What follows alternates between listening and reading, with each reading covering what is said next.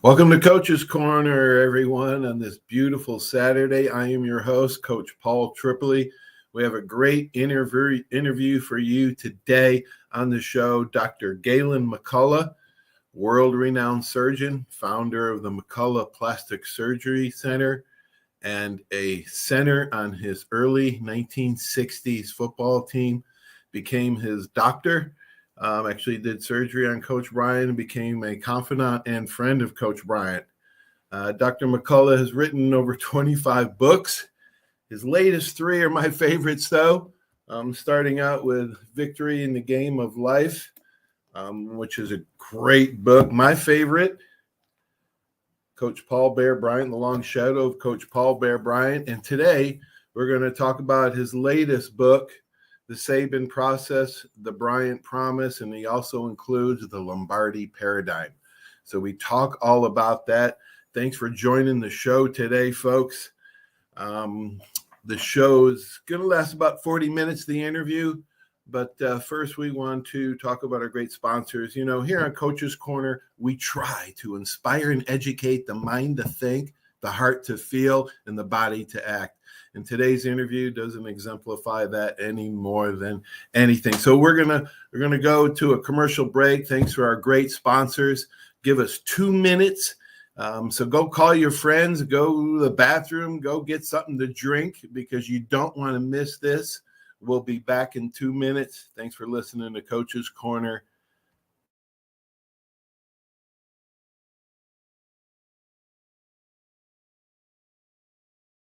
There's a reason why Hill Kelly in Pensacola is the #1 selling Chrysler Dodge Jeep Ram dealer between Jacksonville and New Orleans. While other dealers have taken advantage of a competitive market with higher prices, Hill Kelly has discounted prices to the lowest of the year. And Hill Kelly in Pensacola won't surprise you with excessive charges beyond the selling price. Come see why people from Milton, Pace, Foley, Bay Minette, Daphne, Gulf Shores, Mobile, and beyond are driving to Hill Kelly in Pensacola to buy their next new Chrysler, Dodge, Jeep, or Ram. At Hill Kelly, the bottom line price and your satisfaction are what really matter. So before you sign, check the bottom line and make the trip to Hill Kelly in Pensacola to see what true local ownership can do for you. At Hill Kelly Chrysler, Dodge, Jeep, Ram, Highway 29 in Car City, Pensacola. Or shop online 24/7 at hillkellydodge.com. When it comes to bottom line pricing, nobody beats a Hill Kelly deal. Nobody.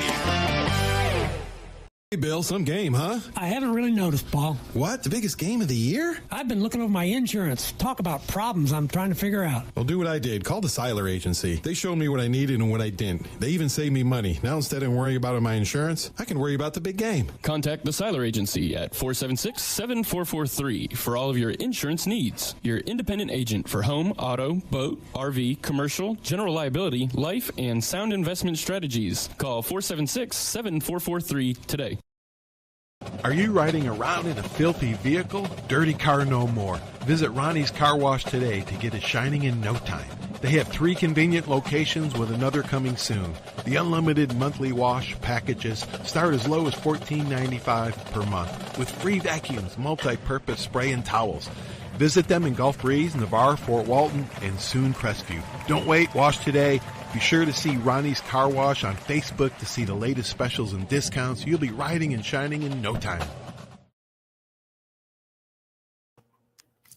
Welcome to Coach's Corner, everybody. I'm your host, Coach. Special guest today, Alabama football brother, Dr. Gaylon McCollough. Gaylon, thanks for joining the show today. Thanks, Paul. Always a pleasure. Always a pleasure to be with a brother in the Alabama football family. Oh, my gosh. You're so busy, Dr. McCollough, world-renowned surgeon, former center for the Crimson Tide, 61 through 64. Let's start from the beginning, Gaylon, because a lot of people may not know your story as well as I do. You grew up in Enterprise, Alabama. Talk a little bit about your mom and dad and your siblings. Well, I'm an only child to start with. My dad was a small-town plumber to begin with, and my mother worked his little plumbing shop and was his receptionist and bookkeeper. And we were a lower middle class family, and very tight, very close, hardworking people. Most of my family were farmers at that time. And I was the first of either side of my family to be able to graduate from college. Oh my gosh. Where did you get your thirst for learning and living and writing? You've written 25 books. Your latest here, The Saban Process, The Bryant Promise, and you also include the Lombardi Paradigm. And I like how you interweave their mind, body, and soul, kind of the holistic triad, into the book. And it's a little bit different than your other book, which is, this is my favorite, Victory in the Game of Life, and Victory in the Game of Life, and then of course The Long Shadow of Coach Paul Bear Bryant, which is really interesting stuff. This book's a little bit different. It's a self-help, and it interweaves football into that message. Yes, it is, Paul. And if you look at the subtitle of the book, it's lifetime principles, that ageless principles that lead to success in any arena. And so we took the lessons that you and I and our teammates, our coaches taught us to be able not only to win football games and to excel on the athletic field, but how to win in the game of life.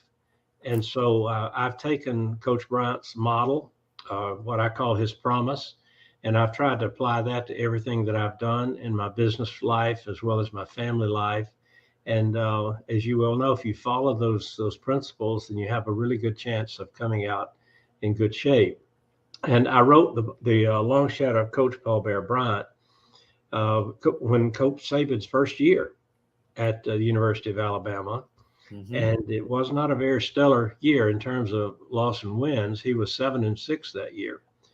But I said in the last chapter of The Long Shadow of Coach Paul Bear Bryant that Coach Saban would be the next legend, because I could see him beginning to reinstill many of exactly the same things that Coach Bryant taught to us players.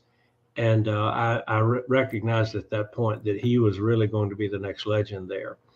And so I knew Coach Bryant. I knew him from a different perspective. As you know, we never really know our coaches. We just don't. During the time that we're playing with them, we don't know them. We respect them. We spend very little personal time with them. Mm-hmm. But later in life, I was very fortunate to get to know Coach Bryant from a totally different standpoint. And it was through a mutual friend. A coal miner from Jasper, Alabama, was a close friend of Coach Bryant, part of his inner circle. And he invited me into that circle. And we used to take the coaches down to Bay Point every year for 3 or 4 days of golfing and fishing and foolishness. And I got invited into that circle. And that's how I really got to know Coach Bryant. And then I became one of his doctors and actually did some surgery on him. I did a facelift on him. And I would never have told anybody, but he told the secret. He let the secret out the bag because he didn't want it to come around that he had tried to hide it. He was very proud of it. He was a very proud man. And this all happened at a time when he was about to break the record, and he was getting a lot of commercials. Ford Motor Company, the AT&T, the Have You Called Your Mama Today ad. I don't know if you ever saw that. It's one of my favorite, of all time. And he told me this himself. He said, my agent told me one day, he said, Coach, you look like hell on camera. He said, we got to get something done to your face. so he called. We were riding in a golf cart and down at Bay Point. He looked over at me and said, Gaylon, I got to get this stuff taken out of my neck. He said, can you do that? And I said, yes, sir, I can. So it took us 2 years to get him cleared. He was not in great shape medically. We finally got him cleared for the surgery and did the surgery. And during that period of time, I got to know him really, really well. We hid him out in my clinic in Birmingham at the time. And nobody knew he was there but Mayor Harmon and Billy Varney, who was his driver and bodyguard. Mm-hmm. And so I'd go back every morning and spend this for about 2 weeks. I'd spend an hour with him in the morning and then 3 or 4 hours in the afternoon because he was by himself. And after a while, he began to open up to me and talk to me about a lot of things that he was worried about. He knew it was going to be a coaching change at Alabama in the near future. And so he talked to me about that. And then later said, I want you to be involved. He said, I'm going to ask Dr. Thomas to put you on the selection committee. And I'll tell you, it's one of the hardest jobs that I ever had was to be involved in that. but I wouldn't take anything for having been involved in that process and helping him through that transition. How fortunate, boy, to spend some time. I would have give anything to play a round of golf with him after my career. Let's get one thing straight, though. Anybody that played for Coach Bryant, nobody would ever call him Bear, right, Gaylon? No, nobody respected it. Nobody who respected him would do that. And as a matter of fact, I didn't know this until Mayor Harmon Molman at the time, who was his granddaughter. She reviewed the manuscript, and for me, I wanted to make sure that everything that I said from the family standpoint and the personal standpoint was true, and that I didn't overstate anything or misquote him. And then, of course, I knew about the football part, but she said he never liked that nickname. He was not, he didn't like it. And when somebody called him that, he would respond to it, but it wasn't his favorite. He liked Paul. And so, but we players and his own coaching staff, none of them ever called him by his first name. No. He was always Coach. Always Coach Bryant. Always Coach. Always. I do a segment on my show called The Bear Facts, but I would never call him Bear, but everybody knows him by that. I talk about his coaching styles and his philosophies are just amazing. And I get a lot of my material from your books, actually, Dr. McCollough. The stories you tell are just amazing. And, we'll talk a little bit about the Saban the process and the Bryant promise. It's in the paradigm, the lifestyle philosophy that's just weaving into these people and into their players. Let's start out. Let's talk a little bit about learning from history. This is what I really started out when I started reading the book. I thought to myself, boy, Dr. McCollough nailed it again. If you learn from history's winners. You talk a lot about that. Everybody needs a mentor, and I don't understand why coaches nowadays don't read like they should and learn more. People that don't read have no advantage over those who can't. How do you find the time to read, let alone write books, Dr. McCollough? Well, you don't find time to write books. You make time to write books. In this period in my life, I used to play a lot of golf, and I don't play golf very much anymore at all, actually. And I don't fish and I don't hunt. And really, writing has become my avocation.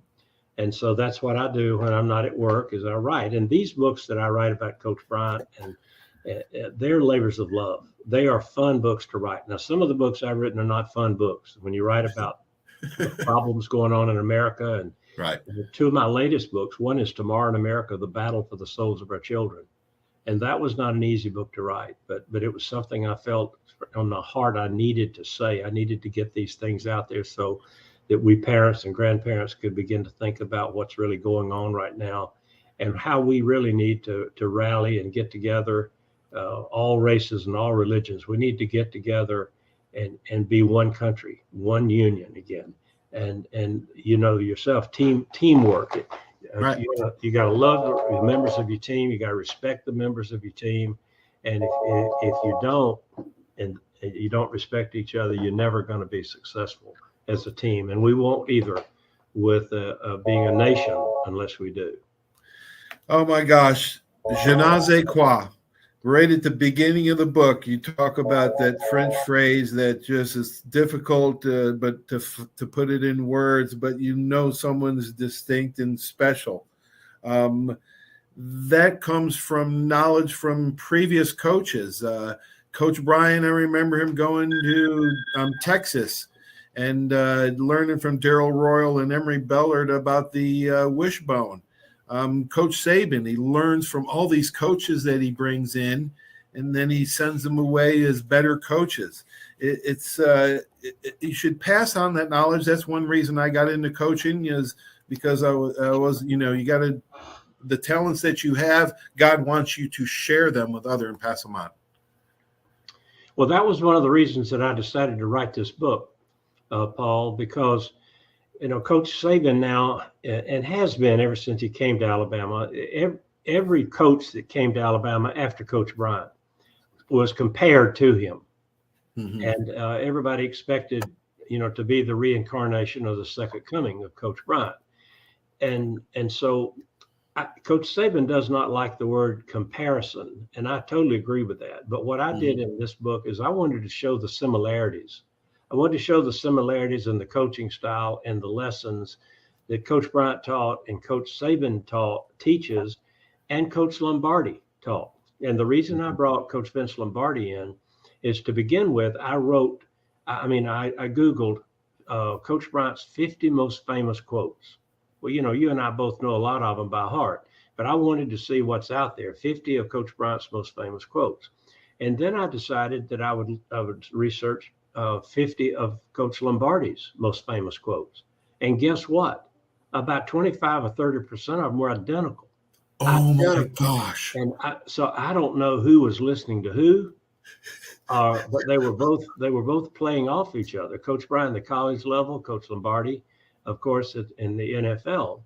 And so when I wrote this manuscript, I sent it out, and you could see some of the people I sent it to that endorsed the book. And I sent it to Bill Curry. And Bill, of course, played for Coach Lombardi. And so I sent it to him, and Bill wrote me back, and he said, Gaylon, it's amazing that a lot of these things that Coach Bryant did, we heard exactly from Coach Lombardi. So that's why I included him. So the question I think that I wanted to answer in writing this book, the Saban process, the Bryant promise, is, are these programs, are these promises, are these processes or paradigms, are they reproducible? Is this a one and out or one and done, or are they reproducible? And what I found out is they are absolutely reproducible. If, number one, you learn all the details about them, and number two, if you follow them right to the letter. You can't take a little bit from here and a little bit from there and a little bit from here and you do experiment around. You have to take a process that's already been proven and follow it right to the letter. Now, what's the difference in the process and the promise and the paradigm? Because these are three things that I wanted to stress. I knew what Coach Bryant's promise, and his promise is very, very simple. And it said, you've heard this probably 1,000 times. Here's his promise. If you believe in yourself and have dedication and pride and never quit, you'll be a winner. The price of victory is high, but so are the rewards. So if you break that down, that's a promise. That's the promise he made to me as a recruit when I was being recruited. That's the promise that he made to my freshman class when we were with our first meeting with him. And you know what? He delivered on that promise. We did what he said, and we had dedication, we had pride, and we never quit. And yes, the price of victory was high. And Coach Saban talks about two disappointments. He said there are two disappointments that you're going to suffer in life. One is the pain. One is the pain of discipline, and the other is the pain of failure or disappointment. And so you can either put the time in and do the discipline, or you're going to be disappointed a lot of times. So then I looked at Coach Saban's process, and I found the name of Zeiss, a fellow by the name of Zeiss, and I can't think of his first name. But he did an interview with Coach Saban several years ago, and apparently Coach opened up to him, and it's the best article that I ever found about him. And so I duplicated, or I reproduced his interview in there and broke it down little by little. But the Saban process is really not that complicated. It's really not. And you can see that I put it in the book. And basically you can boil it down to saying this: find what you're going to do the very best you can, stay focused in the moment. Don't worry about outcomes, worry about being your best right now. And if you do that on a consistent basis, you will be a winner. Now, if you break it down, that's exactly what Coach Bryant taught, just different words, but it's the same message. You're right. I tell it on my show quite a bit. I'll never forget the last time I had you on and you wrote about it in your books. I heard you talking on ESPN the other day that they were in Coach Lombardi too. Coach Bryant and Coach Lombardi were born the same year. Maybe that's why they had a lot of the same mentors and other coaches that they followed. And, I had Gene Stallings on the book, and he says that he wrote almost all that book of the 1961 What Makes a Championship Football Team. But building a championship football a football championship team. And it was supposedly Coach Bryant's book, but Beebe Stallings wrote most of it, and Coach he talked to him, but it was his program. But Beebe's actually put the book together. Absolutely. And, did a great job with it.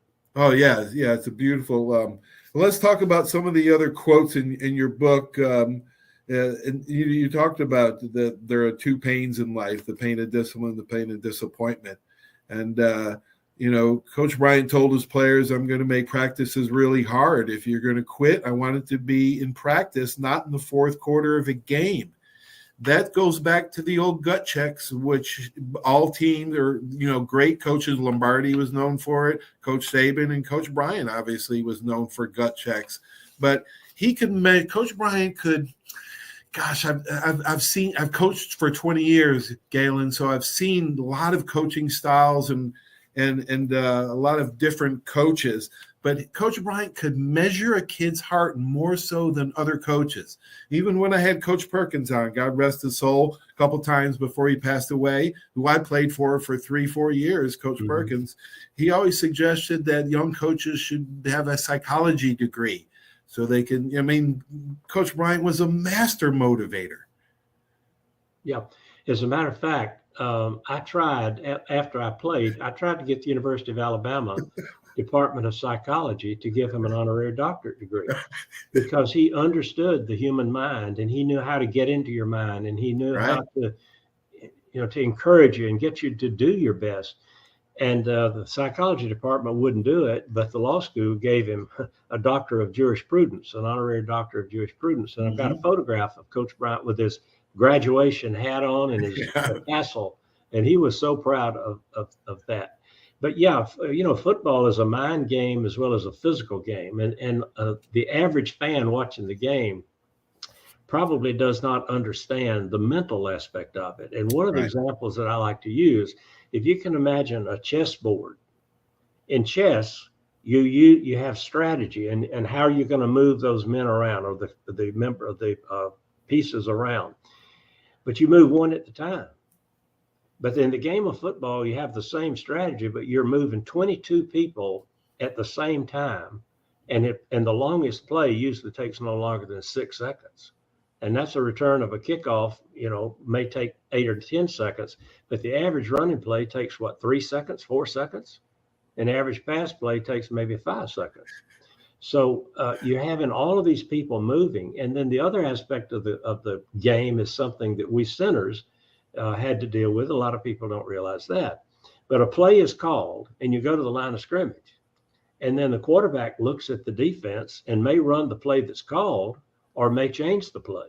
Now, if the quarterback changes the play, the offensive center has got to change the blocking scheme. So all of this is going on in a matter of 2 to 3 seconds. And then you have to make these quick decisions. Here's something else that the average fan doesn't know, that when I was a high school quarterback at one time, when we had a pass pattern, we knew exactly what pattern every receiver was going to run. So we knew where they were going to be and knew where to throw the ball. And all you had to do is look to see if the guy was open and you hit him. But now then you call a pass play and you go to the line of scrimmage. None of the receivers know where they're going to be. None, because they take what the defense gives them, right? Mm-hmm. Right. And so the quarterback standing back there, seeing 5 receivers out there making little individual decisions based on what the defense has given them. And then he's got to make a perfect throw with all those 300-pound guys coming at him. So the game is a whole lot more complicated than the average fan realizes. And I learned a long time ago, we shouldn't be critical of what we see on the field, because those are just 19, 20, 21-year-old kids that are out there doing their best. And many times we don't really know what we're talking about or evaluating it as fans. It's the most difficult sport. It's the most interesting sport. It's because of all those variables.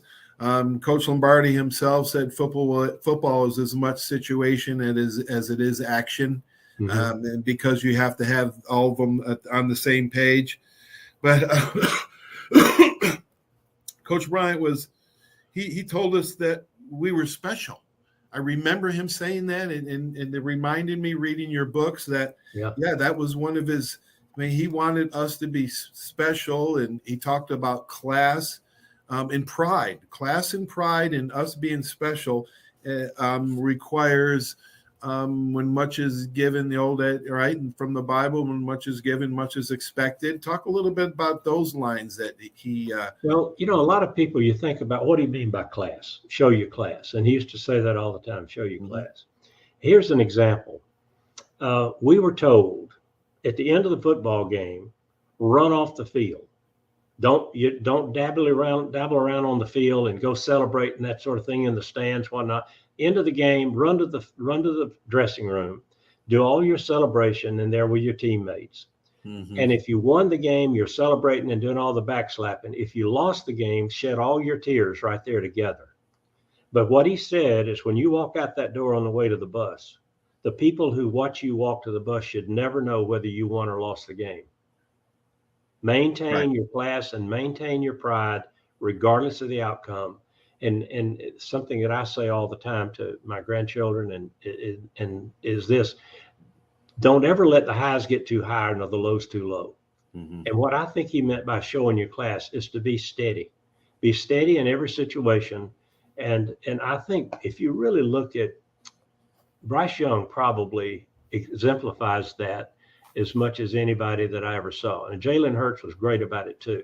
But you could watch Bryce Young after a play, and you really would not be able to tell by the expression or his body language whether or not he threw a touchdown pass or it was an incomplete pass. And that's what Coach Saban means by living in the moment. And I mentioned in the book about Tiger Woods. I mean, I used to watch Tiger Woods, and I wondered, how in the world does he stay so focused on what's going on around him with all of these things, and yet can stay focused?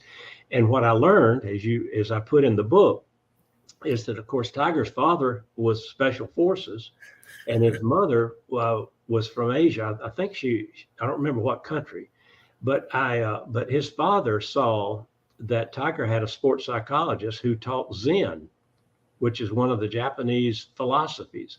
And I wrote the principles of Zen in the book, and they follow right along with everything that Coach Saban talked about, Coach Bryant talked about, and what Tiger Woods' coach talked about. And that, don't worry about the last shot. Don't worry about the upcoming shot. Worry about the shot that you're making right now, and maintain your cool. Well said. On page 98 in the book, you said, over the years, I studied highly successful people. In every case, I found two common denominators. One or more of their mentors offered sage advice and provided consistent encouragement and training that was designed to help them become mentally as well as physically resilient. The highly successful person diligently followed the advice and watched the ambitions materialize. Coach Bryant learned how to lose. Now, and I know, maybe people out there don't know, that Coach Bryant was highly competitive. But when he lost, I, as a coach, could never stand up to his class and his principles and his integrity. And he learned that from Bud Wilkinson at Oklahoma, when he broke Bud Wilkinson's 31-game win streak. And Bud Wilkinson came in the locker room to Alabama and congratulated him. Coach Bryant on that day said he would never be a sore loser, and by God, he wasn't. Yep. Well, I can give you a personal example of that, where Coach Bryant duplicated what you just talked about with Coach Wilkinson, and I did not know that. 1962, we're ranked number one in the country, and we go to Atlanta to play Georgia Tech. We had Georgia Tech and Auburn. That was our season. That's what was left in the season. So we're number one in the country, and we go over to Georgia Tech, and he puts in a brand new offense. He throws out the entire offensive plan that we've used to win 8 consecutive ball games, and for whatever reason, one of the assistants convinced him to throw that out, and we came up with an offense called red, white, and blue, which meant the quarterback, I could either snap the ball to the quarterback or through his legs to a person in the fullback position, or you put the quarterback in motion. Anyway, there were 3 formations, and it was unbeatable on paper. Unbeatable. We were so proud. we go over to Atlanta and we're getting ready to show off our new offense. Well, we get clamored. I mean, we played like heck, and it was awful. And we finally scored with about a minute and a half to go in the game, and tried to go for 2, and we didn't make 2. We didn't make the 2 points. So we were 1 point down. Lo and behold, we caused a fumble on the 3rd play when they kicked off. We got the ball back, drove it down to the 15-yard line, 3rd down and goal. And so I was standing next to him, and one of the assistants convinced him, let's throw the touchdown pass. And if he's not open, it's to Bill Battle. The pass was to Bill Battle. Yep. And he told the quarterback, throw the ball. If he's open, hit him. If he's not open, throw the ball over his head. Well, he was trying to throw the ball over Battle's head, but Bill is such a tremendous competitor. He jumped probably higher in the air than he ever had, touched the ball, tipped the ball, and it fell into a Georgia Tech player's hand. And so we lost the game. Now, that's the preamble. Mm-hmm.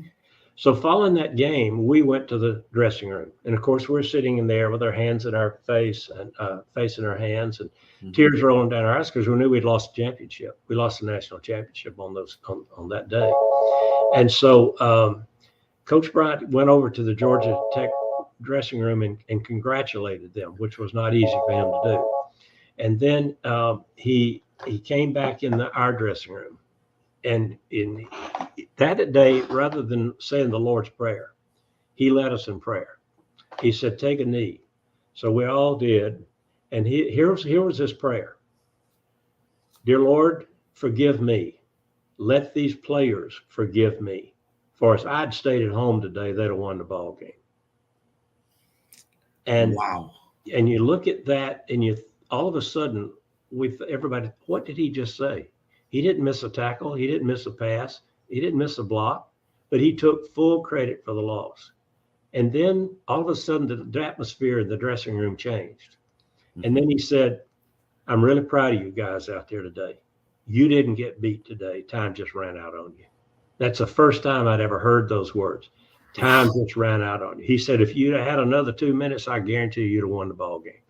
And so with that, he said, now, if you continue with what I saw out there today in the last 2 minutes of this ball game, we'll be okay. He said, we're going to play Auburn next week and in Birmingham. And he said, if y'all get sad and go let this affect you, we go down there and get beat. So we beat Auburn, I think, 36-3 the following week. And then played Oklahoma. We played Oklahoma in the Orange Bowl and won that game 17-0. And so what he did was he took a loss. He took a bad situation, and by the way he handled that, he lifted the team up, and we finished the season with great pride. And today, if the championship were decided after the bowl games, we'd have been national champions, because we beat Oklahoma, I think, which was number 2 at that time. So things change, but the coaches make such a difference in terms of the attitude of the players. Oh, absolutely. I believe the players are definitely, they take their mannerisms, their demeanor, their attitude right from their coach. He never blamed anyone. He never blamed the referees. He never blamed the players, the coaches. It was amazing how he always had the right thing to say. And, there are always things that, where he seemed always in control. You only lost 4 games in 3 years there. The standard was high. Talk about, our listeners probably want to hear you snapping to Kenny Stabler and Joe Namath. With those. Well, I didn't snap to Stabler. He was a freshman. And was he? Okay, freshman couldn't play back then. That's right. Yeah, but Joe Namath and Steve Sloan. Oh, yeah.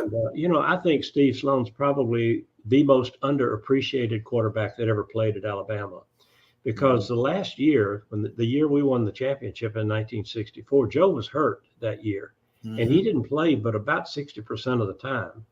And Steve Sloan played 40% of all the time, regardless of what the situation was. And so Steve was a great quarterback and a great individual. So it was really something to be able to play with Namath, and he was a very special player. You could tell from the day he walked on the field down there that he was unique. And I did an interview of the special that they did. Let's see, I think it was NFL Sports did it with one of the networks. And I was interviewed there. And they asked me, they asked me probably 25 questions. And then afterwards they said, is anything else you'd like to say that we didn't ask you? And I said, yeah, as a matter of fact, there's something I think I would like to say. And they said, all right, what is it? I said, the shame is the world never saw Joe Namath at his peak. Mm-hmm. Because when he came there, he was the greatest athlete I've ever seen. And he injured his knee, but look what he accomplished with a gimp knee. Just imagine what he could have accomplished had he been well through that whole time. And so even when he did play, he was in terrible pain his senior year. And I think we owe so much to Steve Sloan for that. Wow, there's so much to talk about. NIL, you talk a little bit about the transfer portal and NIL. It's my feeling is, the kid, they have to prove themselves before they get money. It's gotten out of control. We need regulation. What are your other thoughts on NIL, Dr. McCollough? Well, I think it's wrong not to give the kids any money. Mm-hmm. When we were there, they gave us what they call laundry money. It was approved by the NCAA, and it was $15 every other week. Well, that doesn't sound like a lot of money, but in 1961 and 1962, you could buy a hamburger for 25 cents. And so $15 every other week gave us enough money where we could go to the movie, or we could go out and get a hamburger, or we could take a date somewhere. But if to say they don't deserve anything is wrong, but I think that it's gone overboard now. I'm afraid that what's happening with NIL is that basically professional athletics has gone now into the amateur arena. Mm-hmm. And so what you've got now is pretty much a semi-pro situation rather than amateur athletics in college. And I think it's just a matter of time before they're going to have to set some rules and some limits and standards on that, because right now it's like the Wild West show out there. Absolutely. I want to, if it's okay, I'd like to read part of this, which is the most impactful in page 152 and 153. Let's review the two legendary coaches whose promise and process are featured in the book. Coach Saban's process. Coach Saban says the good enough is attitude is not where we're looking for. We have to get used to every opportunity to improve individually so we can improve and collectively. It's not human nature to be great. It's human nature to survive, to be average and do what you have to do to get by. That is normal. When you have something good happen, it's the special people that can stay focused and keep paying attention to the detail. That, like Coach Bryant said, getting better every day, just like Coach Bryant said. And then he said, that's how to be satisfied with what you've accomplished. And then Coach Bryant's promise, well, what are you doing here? Tell me why you're here. If you are not here to win a national championship, you're in the wrong place. You are special. I don't want my players to be other students. I want you to be special in the classroom and on the field. There are going to be days when you think there's no more to give, but if you reach deep down, you'll always find something left. I remember him saying that. You're going to have pride in class. And then Coach Lombardi's paradigm. Winning is a habit. Watch your thoughts, you become belief. Watch your beliefs, they become work. Watch your words, they become your actions, and your actions become your habits, and your habits become who your character is. Wow. That is good stuff, Gaylon. Talk about how those three are very similar in respects to coaching. And look at the results. And so you ask yourself, can you duplicate it? Is it reproducible? The answer is absolutely. But the problem here is that there are very, very few people in the world that are willing to be as committed as was Coach Lombardi, as committed as Coach Bryant, as committed is Coach Saban. Coach Saban may be the hardest working man that I've ever known, and I don't know him well, don't get me wrong, but witnessed. And I don't know this for a fact, but I've been told by some pretty reliable sources that he and Terry actually plan. They get up, set their clock at a certain time every morning and get up and have 45 minutes together. That's just their time every day. And it's usually like from 6 o'clock to 7:30 or something like that. Yeah. And then the rest of the day, he is all football. And she knows that, and he knows that. And so the man is just 24/7. It's just amazing. But that's what you got to do if you're going to achieve that level of success. A lot of people can achieve success and be good, but the great ones are the ones that put in the extra time and the extra effort. Motivations when your dreams put on work clothes, Gaylon. Yeah. And I'll leave the interview with this from a word from our mentor and our coach and our patriarch. The old lessons, work, self-discipline, sacrifice, teamwork, fighting to achieve, aren't being taught by many people other than football coaches these days. This was 40 years ago. The football coach has a captive audience and can teach these lessons because the communication lines between himself and his players are wide open, and it's not between the kids and the parents. We better coach these kids lessons. The country's future population will be made. He recognized what's happening back then, that the great Billy Graham said, a coach will impact a kid's life more in 1 year than most people do in a lifetime. Yeah. That's powerful words. Well, I happened to be playing for Coach Bryant during the hippie generation. Back in the early 1960s with the hippie movement, make love, not war, just throw out all discipline. If it feels good, do it. Mm-hmm. And that was the mentality that was sort of circulating around in our age group. Mm-hmm. And there were a lot of my contemporaries that were at Woodstock and running around doing all these crazy things. And Coach Bryant kept us in line. He kept us in tow so that we weren't going to get in any trouble. And you look back on it, and I think it's like discipline. And even though a parent might be a very tough disciplinarian, ultimately the child respects it and never forgets the good part of it. And so the same thing is true with our coach. I think we love those coaches that disciplined us into becoming the best we can be. You hear players all the time talk about, well, he's a player's coach. Well, I think what they mean is he's a good old boy. That's the good old boy type attitude with the players and the coaches. I think you got to separate that. And that's something I've learned in my own practice. If you're the head coach, if you're the CEO, you can't really hang out and commiserate with the rest of your staff. That's right. You've got to maintain a little level of separation there. Absolutely. It's always a joy, Gaylon. Thank you for spending the time with us. You're always one of my favorite guests, and we'll talk about your other two books maybe next time. Paul, thank you very much. I just want to say one thing. All the proceeds of my books go into a foundation to support education for young people. I do not write books to try to make money. Mm-hmm. So anybody interested in the book, call my office, and you can put the number up there if you will, or go to my website, McColloughPlasticSurgery.com, and you can order the book online. It's not in bookstores yet. So now you can go ahead and get your copy before it gets in stores. But I got a copy. Thank you so much, Dr. McCollough. God bless you, and keep grinding. You look great, and I love the book. I love all your books. Thank you very much. Have a great Thanks. day, Paul. Thanks. Bye-bye.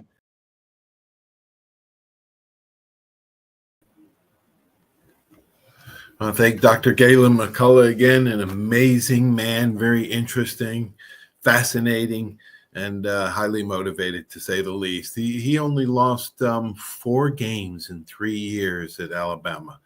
Next week, this gentleman only lost 6 games in 4 years at Alabama. That's right. Next week, the Wizard of Oz, Ozzie Newsome, joins the show. Coach Bryant called him the best end in Alabama history, and that includes the great Don Hudson.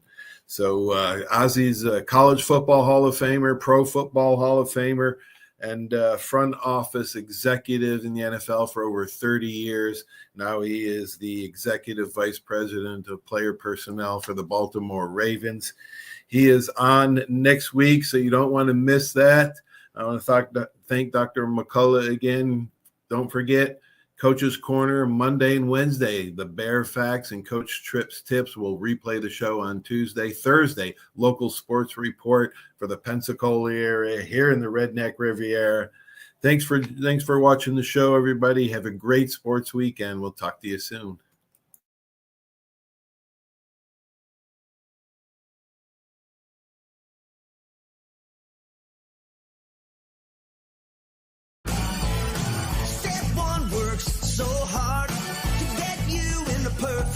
Looking for a better car buying experience? With the Step 1 Advantage from Buick GMC, Fort Walton Beach, and Pensacola, receive no-hassle market-based pricing or incentives by pre-ordering. Looking to sell or trade? Our dedicated team will even come to you. Plus, every vehicle sold at Step 1 supports local charities right in your neighborhood. Experience the Step 1 Advantage at Buick GMC, Fort Walton Beach, and Pensacola today.